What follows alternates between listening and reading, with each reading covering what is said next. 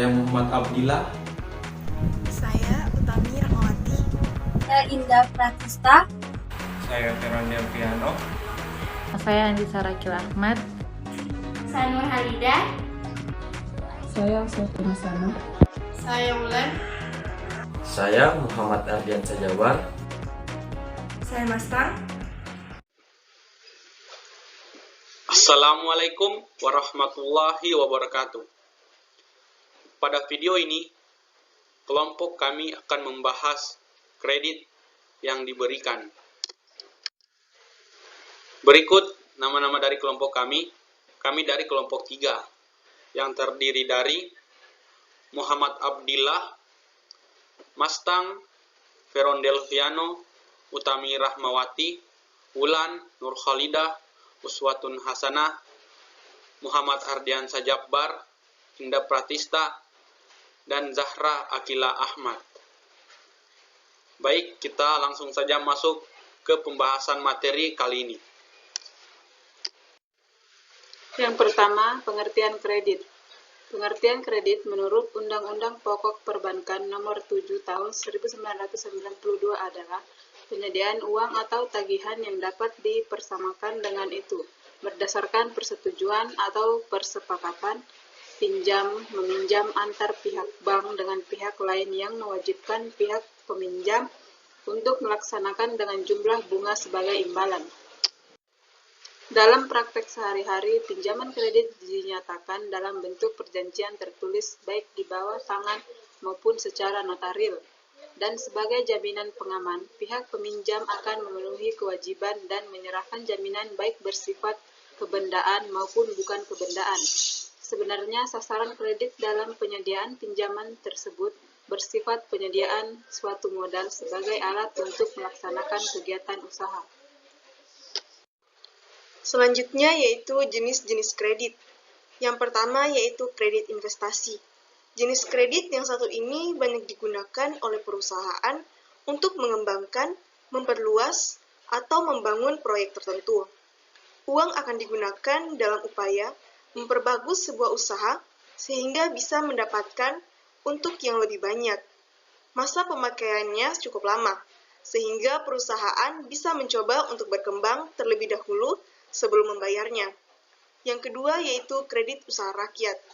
Jenis kredit yang satu ini merupakan salah satu program dari pemerintah dalam membangun usaha mikro, kecil, menengah, atau UMKM dalam mendapatkan pembiayaan atau modal usaha.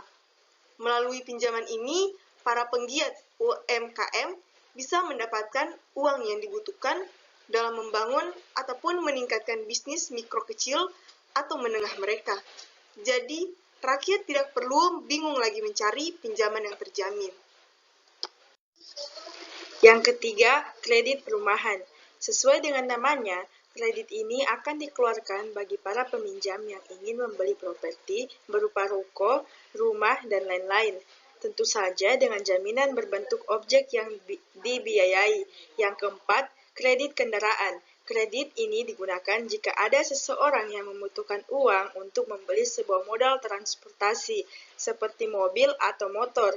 Kendaraan yang dibeli tersebut akan menjadi jaminan hingga kredit lunas dibayarkan nantinya. Yang kelima, kartu kredit. Kredit ini digunakan jika ada seseorang yang membutuhkan uang untuk membeli sebuah modal transportasi, seperti mobil atau motor. Kendaraan yang dibeli tersebut akan menjadi jaminan hingga kredit lunas dibayarkan nantinya. Baik, materi berikutnya perhitungan bunga kredit. Yang pertama, bunga flat. Salah satu contoh cara menghitung bunga pinjaman per bulan ialah bunga flat. Adapun bunga flat ialah sistem perhitungan suku bunga dengan mengacu pada besaran pokok awal pinjaman. Umumnya, jenis perhitungan ini digunakan pada kredit konsumtif, seperti KTA, mobil, handphone, dan lain sebagainya. Bunga flat juga termasuk cara menghitung bunga pinjaman di bank.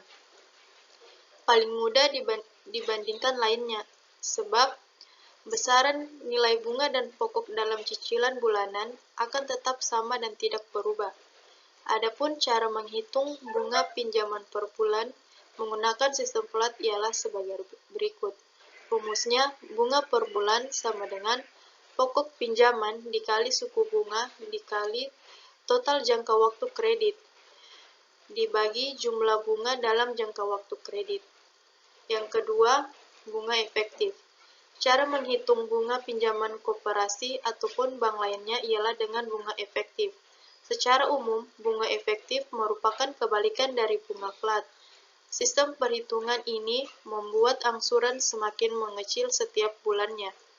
Hal ini disebabkan karena bunga efektif menghitung besaran bunga berdasarkan sisa pokok, utang, atau jumlah yang belum dibayarkan. Sehingga pembayaran bunga pun akan terus berkurang dari waktu ke waktu. Umumnya, bunga efektif digunakan pada jenis kredit jangka panjang seperti investasi atau KPR. Adapun cara menghitung bunga pinjaman per tahun dengan sistem efektif ialah sebagai berikut. Rumus bunga sama dengan sistem pokok pinjaman bulan sebelumnya dikali suku bunga per tahun dikali 30 hari dibagi 360 hari. Yang ketiga, bunga anuitas. Lalu ada pula bunga anuitas yang merupakan modifikasi dari bunga efektif di mana total cicilan per bulan jumlahnya sama. Namun, cara perhitungan bunga akan tetap dikalkulasikan dari saldo pokok pinjaman. Dalam perhitungan bunga anuitas, besaran cicilan pokok pinjaman akan meningkat, sementara besaran bunga menurun. Tujuannya ialah untuk mempermudah nasabah dalam melunasi angsuran bulanan dan tidak bingung dengan jumlah yang berubah-ubah. Berikut contohnya. Rumus bunga sama dengan sisa pokok pinjaman bulan sebelumnya dikali suku bunga tahunan dikali 30 hari dibagi 360 hari. Selanjutnya bagian D yaitu akuntansi kredit. Akuntansi kredit adalah pengeluaran uang dari arus kas perusahaan pada saat terjadi transaksi. Kredit merupakan lawan jenis dari debit. Daftar perkiraan atau akun jenis liabilitas, ekuitas, dan pendapatan akan bertambah nilainya jika dikredit. Sedangkan aset dan beban akan berkurang jika dikredit. Konsep ini dipakai dalam pembukuan berpasangan. Pencatatan kredit umumnya dilakukan pada jurnal khusus yang meliputi jurnal penjualan dan jurnal pembelian. Proses pencatatan kredit pada berbagai jenis akun memiliki mekanisme tertentu pada jenis akun yang berbeda. Penurunan akan terjadi pada sisi kredit untuk akun aktiva dan beban. Sementara itu, peningkatan akan terjadi pada akun liabilitas dan pendapatan di sisi kredit. Peningkatan juga terjadi di sisi kredit bagi akun ekuitas yang meliputi saham biasa dan laba ditahan. Nah, pada akuntansi kredit juga terbagi menjadi 3 jenis, yaitu yang pertama adalah jenis kredit menurut bentuknya, yang terbagi lagi menjadi 2, yaitu kredit rekening koran dan installment loan. Yang kedua adalah jenis kredit menurut jangka waktunya, yang terbagi lagi menjadi 3, yaitu kredit jangka panjang, kredit jangka menengah, dan kredit jangka pendek. Yang ketiga yaitu jenis kredit menurut kegunaannya yang terbagi menjadi 3, yaitu kredit modal kerja, kredit investasi, dan kredit konsumsi. Itulah pembahasan dari kelompok kami tentang kredit yang diberikan. Adapun kesimpulan dari pembahasan tadi ialah pengertian kredit adalah penyediaan uang atau tagihan yang dapat dipersamakan dengan itu berdasarkan persetujuan atau kesepakatan pinjam-meminjam antara pihak bank dengan pihak lain yang mewajibkan pihak peminjam untuk melaksanakan dengan jumlah bunga sebagai imbalan. Jenis-jenis kredit terdiri dari 5. Yang pertama, kredit investasi. Yang kedua, kredit usaha rakyat. Yang ketiga, kredit perumahan. Yang keempat, kredit kendaraan. Dan yang kelima, kredit atau kartu kredit. Perhitungan bunga kredit terdiri dari 3. Yang pertama ada bunga flat, yang kedua bunga efektif, dan yang ketiga bunga anuitas. Kemudian yang terakhir akuntansi kredit. Akuntansi kredit adalah pengeluaran uang dari arus kas perusahaan pada saat terjadi transaksi. Kredit merupakan lawan dari debit. Daftar perkiraan akun, jenis liabilitas, ekuitas, dan pendapatan akan bertambah nilainya jika dikredit, sedangkan aset dan beban akan berkurang jika dikredit. Itulah presentasi dari kelompok kami, semoga bisa bermanfaat. Saya ucapkan terima kasih. Wassalamualaikum warahmatullahi wabarakatuh.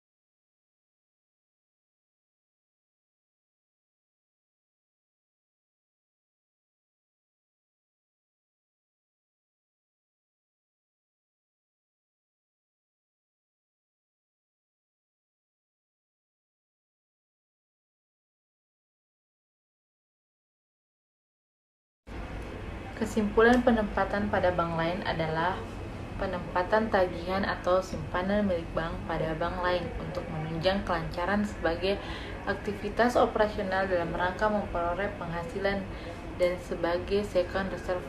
Penempatan pada bank lain adalah penempatan dalam bentuk giro tabungan dan deposito pada bank syariah lain, serta giro dan tabungan pada bank konvensional. Pada dasarnya, bank harus melakukan penempatan pada bank syariah lain. Dalam hal tersebut dapat penempatan pada bank konvensional, maka pendapatan bunga dan jasa giro yang diterima dari bank konvensional diakui sebagai dasar dana kebijakan bagi hasil, dan bonus yang diterima dari bank syariah lain dibagi hasilkan kepada nasabah.